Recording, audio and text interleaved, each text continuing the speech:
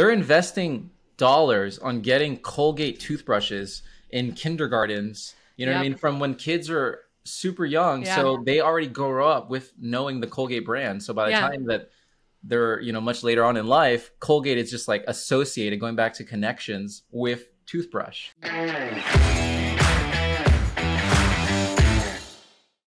Welcome to Marketing, Mark Blue.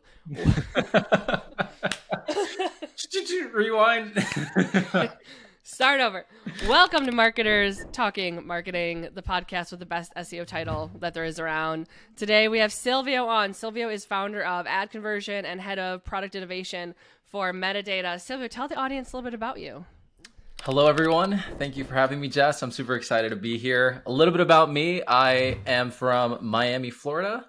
I am a Hispanic. I'm Cuban, Puerto Rican, and I work full-time right now at Metadata, and then I run Ad Conversion, which is essentially like a hub for B2B advertising training and content, have a YouTube channel. So really, when it's all said and done, I am a huge nerd, all things B2B advertising. So we are going to talk about, and I have a feeling that this episode might be the most controversial one that I will have done.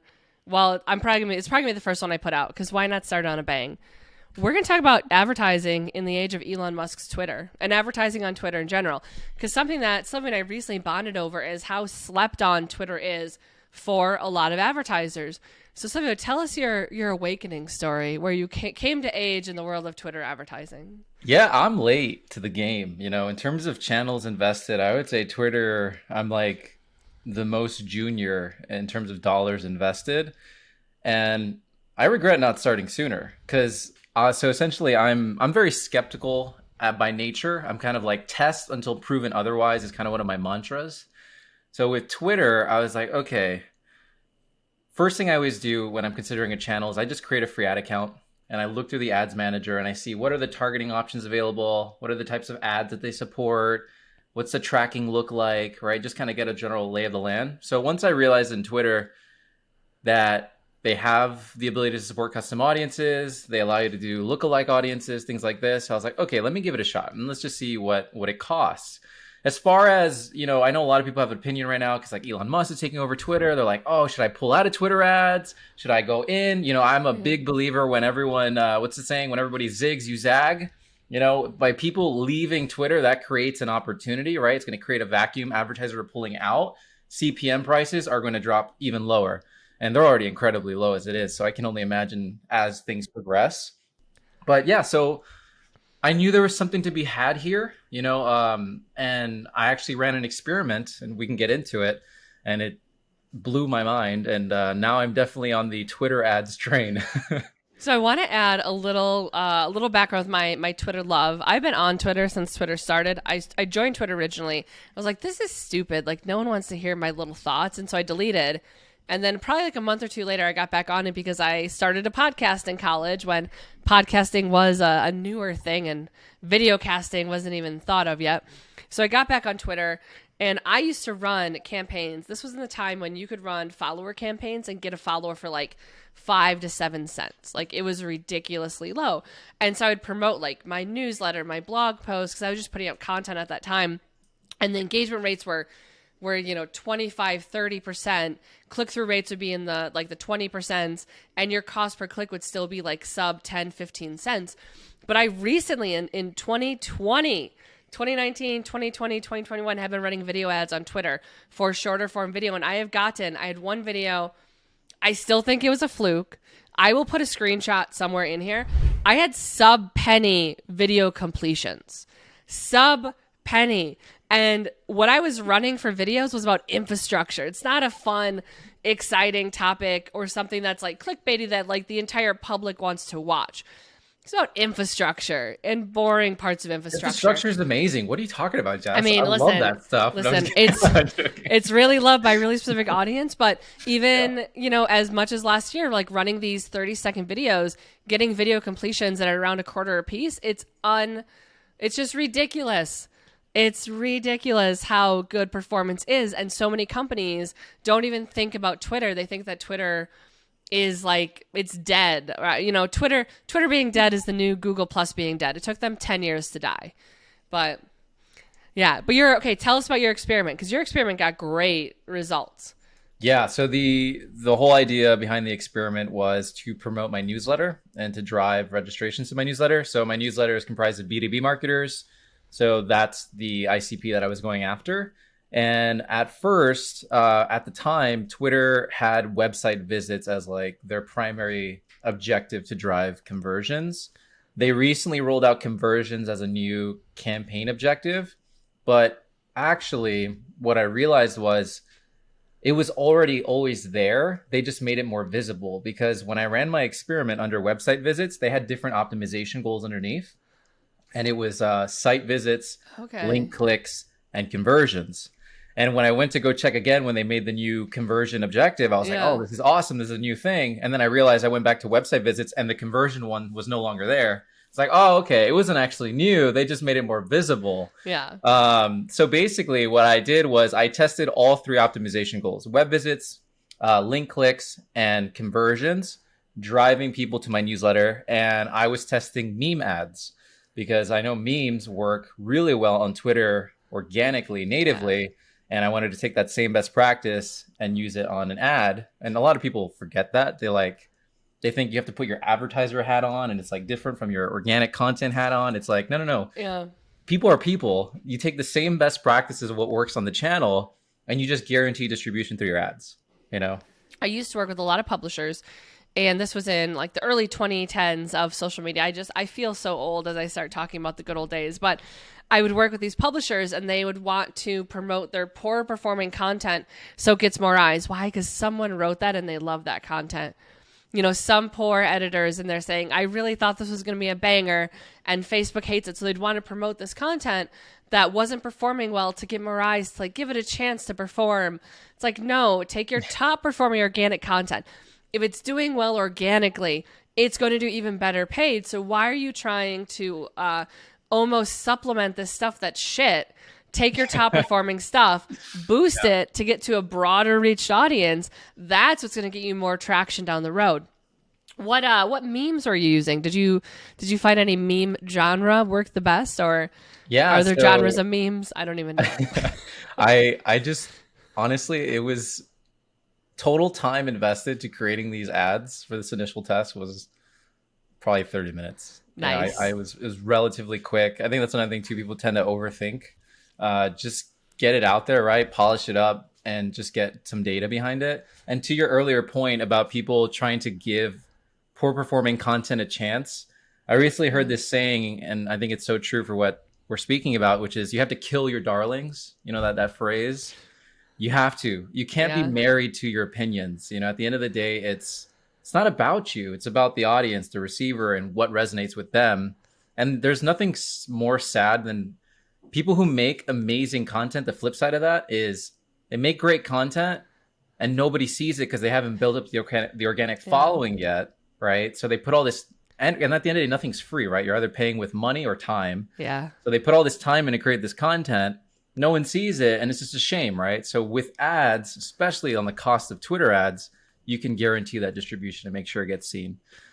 Yeah, Yeah. on the memes, and I can send it to you if you want to put it on the video here. Yeah. Pop it up. It Oh, was editor, put the memes up. plug. It was I'm the editor though, but did you get that? Note to reminder self. to self. Uh-huh. It was a skeleton meme, which was like a skeleton laying on a bench and he's just like dead. And then it was like my ad budget before finding adconversion.com. And that was something that I like intentionally did was within every ad I put adconversion.com. So at least there's some sort of brand recall because this was a Yeah. first touch for a cold audience. So it was like my ad budget before adconversion.com.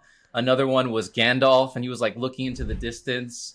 And then at the end of it, it's like trying to scale or trying to learn B2B marketing without adconversion.com. He like looks at the screen. Yeah.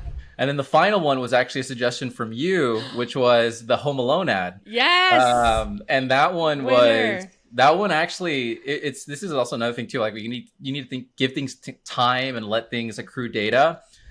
The two top ads was the Home Alone ad, number one, and then the second one was actually the skeleton. But at first, Gandalf was in the lead, Yeah. but eventually started to fall off. So yeah, those were the three ads. They were all kind of funny. They all had the same headline Yeah. copy. It was like join 1,000 plus B2B marketers in the ad conversion newsletter, get 2 to 3 actionable tips, and it was just driving people straight to a landing page where they can opt into the newsletter. When you mention adding adconversion.com into all your memes you're doing, there's this couple that I see on TikTok all the time. And he looks very manly with a big beard, and her name is Layla. And she likes to talk about how they don't cook at home, they only eat out because it's such a small cost compared to their overall income. But they started acquisition.com. Oh yeah, the Hormozis. Yes, the Harmozis. Thank you. Yeah. I couldn't remember their name, but I remember acquisition.com because they say it all the time. And every clip of him, he has a hat on that says acquisition.com on Yep. it. And every single video clip I see of her, even when she's talking about how they don't cook because they're so rich, she'll start off with with acquisition.com, my husband and I make enough money. And they pitch it in everything. It's in everything. They say it all the time. And so if I'm thinking of, and now I know their company, I know their brand, I know what they do. And it's because they say it all the freaking time. But 100%. it's in my head. Branding is all about association. And as human beings, we survive by creating connections, right? We're processing so much information that, even on a subconscious level, when I meet somebody, or all of us, there's actually a fantastic book I'm reading right now called Connections. And when you meet someone, just based on their name, if you know somebody else, you will perceive them at first based on that person that you knew before. So like, you're Jess, I know another Jess, I meet you, I'm automatically connecting my impression with you based on the behavior of somebody else. Yeah. It's just like insane, Yeah. There's a really good economic study about babysitters, and more qualified babysitters from different neighborhoods are less likely to be hired than a babysitter from your own neighborhood, even when they lack qualifications. It's one of the many biases we have. And it's why I don't date men named Ken, because I didn't have a good experience twice. And so I've quit. I've given up. It's a disqualifier now. Back to Twitter, though. All the Kens listening are like, yeah, sorry. Sorry, guys. Change your name and then, slide into my DMs with that proof of name change. And maybe we'll talk. Maybe. On the Twitter side, though, so you're running, did you run your newsletter on other platforms where you can give us some comparative stats on Twitter performance versus LinkedIn? I mean, when I think B2B marketing, I think LinkedIn. I think we all live on that platform. It's our homepage at this point. Yeah. I haven't done LinkedIn just primarily for CPC prices. So ad conversion's kind of my fun side hustle for now. So in terms of ad budget, I'm like, I don't want to go all in yet on investing. So that's why I'm staying away from LinkedIn. And LinkedIn to me is kind of like a sure thing. You know what I mean? In the sense of, exactly who you're getting in front of. It's really it's kind of hard to mess LinkedIn up, as far as advertising goes. You have such a large brand presence on LinkedIn, and you publish a lot of great posts that you're probably getting a lot of just organic signups from people who are following you on LinkedIn or who see you in their feed because some of their following engages with your content. I mean, I'm pretty sure last time I looked, you had hundreds of reactions to most of your posts. It depends on the post. It depends on the post, You get a lot. But it does well. Some of them do well. Some of them, it's funny. Always the posts that I think are going to do the best suck, and the ones that I don't put energy, time or anything, do the best. So it's it kind of goes back to kill your darlings, right? You can't be married to your ideas. Let people decide and go from there. But yeah, absolutely. So I do a lot of organic posts. So that's kind of been the content strategy side on LinkedIn for now. But comparatively, I've also ran this through YouTube ads. I've kind of done a foray on YouTube ads. Okay, yeah. And YouTube is actually really, really good too. That's actually something I really want to lean into in 2023. Yeah. And just going into the Twitter side of things for folks, just to kind of recap, we're promoting the newsletter. We're using meme ads. And the goal was to, number one, establish baselines around costs, conversions, CPCs. And the other thing as well was to understand what was the best objective optimization goal, as Twitter calls it, to drive signups to the newsletter. And after running the test for a month, I was actually kind of shocked. So again, I tested site visits, link clicks, and conversions. And the one that actually beat was the top performer was site visits. So site visits yielded a 73% lower average CPM compared to link clicks and a 59% lower CPM compared to conversions, which resulted in about a cost per newsletter registration of around like $5.73 for an Oh, that's not actual bad at B2B all. marketer. Oh, Yeah. it's fantastic. And I was getting signups Yeah. from legit business emails. So about 52% of submissions had a business email. And when I would look at the companies that would come through, I was getting pretty notable companies like Atlassian. I even had people from Twitter sign up. I don't know if I was Yeah. should be excited or worried, but I had people from Twitter sign up, Atlassian. I had people from all different kinds of industries, and the type of targeting that I was using was follower lookalikes, which is extremely broad. I was just doing a lookalike audience based off Yeah. like top B2B influencers. Yeah. That's interesting because I feel like a little over 50% of opt-ins coming from actual business email addresses is a really good conversion rate for any B2B focused company Yeah, in general. and the other thing too is because my newsletter is a pretty long email sequence. It has like over 30 different email sequences dripped out. Oh, wow. And when I wanted to give it some more time to understand the engagement side of things, right? Like, what's the quality of engagement of these opt-ins from this traffic source versus something else? Yeah. And it was solid. Like I was seeing a 45% open rate on like email 3 and 4 Shit. from the Twitter signups, which is fantastic. And I Yeah. even have I have a book, but I don't really talk about the book too much because I'm actually working on updating it. And but people find it, so they find it somehow from these people from Twitter, and they bought the book too. So it's like also indirect Oh sales, my God. Yeah. which is great, So it's a highly, highly engaged audience. Exactly, Yeah. exactly. And I couldn't believe it at first. I was like throwing stones at it. I'm like, well, wait a Yeah. second, this can't be. Let's see, maybe it's too good to be true, etc. And no, it was. And also too, another thing as well is the CPMs were so cheap. And going back to the results of the experiment, I believe that site visits outperformed link clicks, and conversions just because the CPM was so much cheaper, Hmm.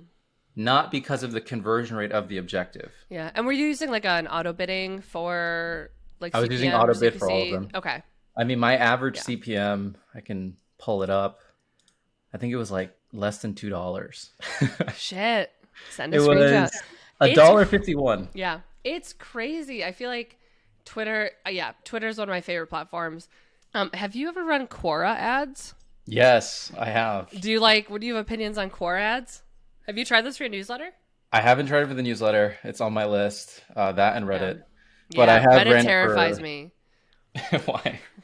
Reddit terrifies me. Like, you have a very dedicated audience on Reddit who I think love their subreddits, love their communities.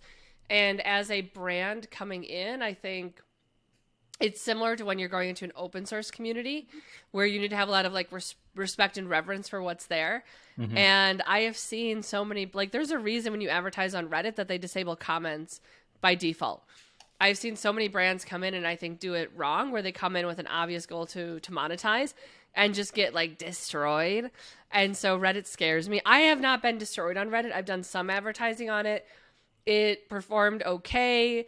It wasn't like revolutionary. I didn't have a massive budget. It wasn't revolutionary. It wasn't horrible, but I've seen so many brands just get destroyed, and I am terrified because I feel like a lot of those brands had not bad experiences. A lot of the brands that have been on Reddit that have gone in a way that wasn't well received, there was a person with really good intentions behind that. And what if I was that person with good intentions that came in and then all of a sudden the brand is hated on Reddit because I talked about something that was like cringe. I don't know. What if they don't think it's cool and then I get laughed at by all the Reddit kids? It scares me. One of the things I always recommend to folks that are getting started advertising on new channels is to spend at least a month, ideally, using the platform as a native user. Like that is the best thing you can do. You really need to understand what it's like to be the native user. So you have that, you understand their expectation of what they want to see versus not. And then also too, if you can take it a step further and also understand what it's like to be a creator on that platform, that's going to give you a ton of insight on, because again, going back to the same native best practices organically will resonate via the guaranteed distribution through ads.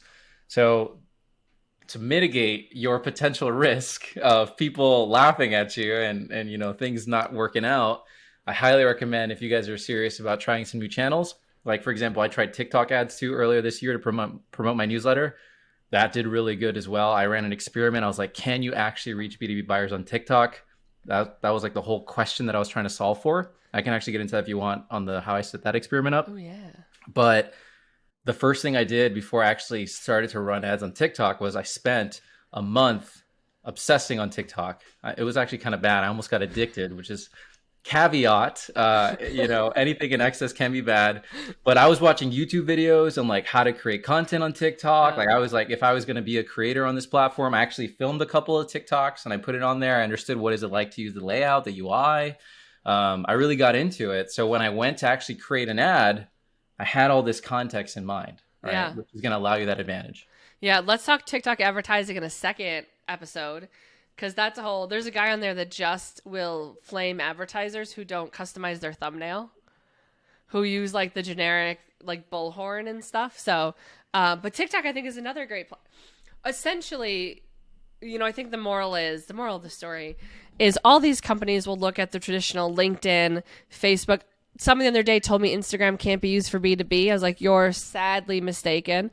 Mm-hmm. Instagram does really well for B2B actually, but they'll look at, I think, LinkedIn, and they don't really venture too far outside of it, when really the reality is marketers are humans. We're everywhere online.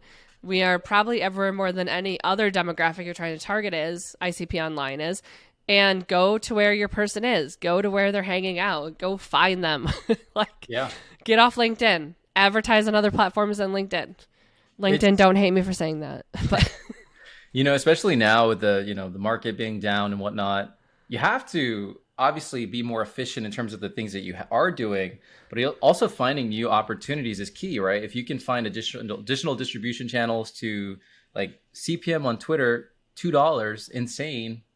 You know what I mean? To get reach. Yeah. And the other thing too with Twitter ads is you can retarget based on impressions, not clicks. Meaning you can build a massive retargeting pool very quickly. So you can do some really, really cool stuff. Yes. I do resonate as well. Like in my case, Silvio, easy for you to say you're promoting a newsletter and you're going after B2B marketers. Marketers are pretty ubiquitous. Doesn't seem as hard. Although B2B marketers are the caveat here. There are third-party tools you can partner with if you're really audience sensitive, in the sense of, I don't want to use lookalikes. I won't give any tools, any like plugs here, but like there's a lot of different tools you can use to refine your audience targeting on these channels to try to give you, a more precise target of what you're going after. And at the very minimum, they all support contact lists, so you can upload that into the platform. I will give a tool a plug. Audience, AUDIENSE. They used to be called Social Bro. I've used them. I have been a paying member independently since 2013, which, oh my God, is almost a decade. Yeah, they're you got me onto those guys. My God. That's actually going to be one of my next experiments, is seeing if there's a dramatic difference in terms of acquisition cost by having a more refined audience and quality versus keeping it broad and loose. Because one of the things too that I think especially B2B marketers miss is that the creative itself can act as a filter. Yes. In terms of attracting the right person. 100%. In my ad, it's a follower lookalike.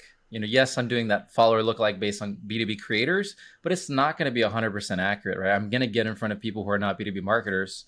Any targeting has some sort of margin of error embedded in it. I don't care about what tool you use. You know what I mean? No targeting is exactly perfect. The other downside too with precise targeting is you have higher CPMs, higher upfront costs. So there could be an argument to be made that if you have a broader audience and your creative, your ad is very, very specific and it can resonate to a specific person, does the delta, the break in the cost difference actually allow you to scale greater because you have a greater audience size at a lower cost? Can you drive more and the same quality? These are all things worth testing. You know what I mean? Yeah, I love it. I think I'm going to take a little anti-ABM stance real quick. I love ABM. I think ABM has a great place in many areas. I've done ABM since before it was called ABM. But I think we get so stuck in our list sometimes, in our target account list, and exactly who we want to speak to, that we forget that there is a whole world out there of people who might be really happy to buy your product and have the same quality and the same LTV and all this and that as your target account list. And ultimately, your offer your ad content, your copy, your funnel should be pulling the right people in to convert. It's also not horrible to have a lot of people who are engaging with you. Maybe not a lot. It's not the end of the world to have a part of your top of funnel be people that are never going to buy from you. If you have students, for example, if you have students coming in and signing up for your newsletter list, they may never like purchase your product if your product is for the enterprise. But if there's an entire, this happened in the security space. If you have an entire generation of students who think of your company for security, in 5 years, your company is top of mind for them for security because they followed your content the whole time. That's right. Like if you're getting leads in and 20% of them aren't qualified yet, who cares? Engage them, keep them going. They're going to help spread your name. You know, if you can become a household name, like that gives you that, and brand awareness will take you really, really far. The Fortune 100 companies are masters at this. Yeah. I'm thinking about companies like Colgate and Crest, which I think they're owned by Procter and Gamble. I could be wrong. Yep. But Procter and Gamble owns the world. Tide Pods. yep. You know, And what kids knew about Tide Pods before the Tide Challenge? You know, the Tide Pod Challenge. Okay, we're gonna cut that out. But these companies, you want to talk about like building a household name and creating that brand recall. They're investing dollars on getting Colgate toothbrushes in kindergartens, you know what I mean? From when kids are super young. Yeah. So they already grow up with knowing the Colgate brand. So by the time that they're, much later on in life, Colgate is just like associated, going back to connections with toothbrush. Yeah. Scotch tape, Kleenex. You don't have to use those brands. I know so much about Velveeta. I've ate Velveeta once in my life, and it was disgusting. Like a cupcake? No. Oh my God, Silvio, I'm envious that you've lived your life without knowledge of Velveeta. It's a block of fake cheese. Oh, no, I didn't know And so that. you like melt it on shit. But you can cook with it, and it's like a big thing for like quick cooking. And I've Okay. learned so much about Velveeta. I don't use the product at all, but if I have a Velveeta stick, I know what to do with it. I know how to make a hot dish with it. You know, that might not be the best example of Velveeta's, not Use the best case. stuff with it, but yeah, agree. Well, okay, wrapping it up. What order rank real quick? What are your favorite ad channels? Oh my God, I can't answer this. This is too hard. This is too hard. I hate to say it depends, but it does. I will say, I'm going to take your question. I'm going to transform it a little bit. I will say that the channels that I'm taking more serious and that I'm going to be investing more in for ad conversion specifically going into 2023 is going to be Twitter. Absolutely. I'm going to be really doing some exciting things on Twitter, especially with video, because to the point that you illustrated, it's ridiculously cheap. Yeah. And then you can build some amazing retargeting pools on Twitter and do some really cool stuff. YouTube ads. I think there's a huge opportunity with YouTube ads. There's always has been, but even now more so because YouTube rolled out the ability to advertise on shorts. So you can run YouTube short ads. YouTube shorts. Also, I'll share the stat somewhere. Growing insane. They're pushing YouTube shorts so aggressively right now. Yeah. And that's I'm really excited. I actually have some shorts lined up for my YouTube channel to try to drive growth more so. Yeah. And then finally, LinkedIn, because it's tried and true. And you can leverage LinkedIn when in doubt to push high quality traffic to your site. If you have the pixels installed across all these, how did you say it? Developing channels, you can retarget that traffic and get in front of those people that you know with confidence are the right people across these different platforms for a fraction of the cost. Awesome. Well, if anyone is interested in learning more, I will put a link in the notes, wherever this is, to Silvio's site and newsletter. Definitely sign up. It's value packed. I think I'm a member. I've been a member for a long time, but I feel like every email I get from you has like tangible, actionable things that I can take and do. And it's just super, super high value newsletter. So definitely encourage everyone to sign up, share this. And you have to come back now and talk TikTok advertising. Sounds good. Thank you for having me.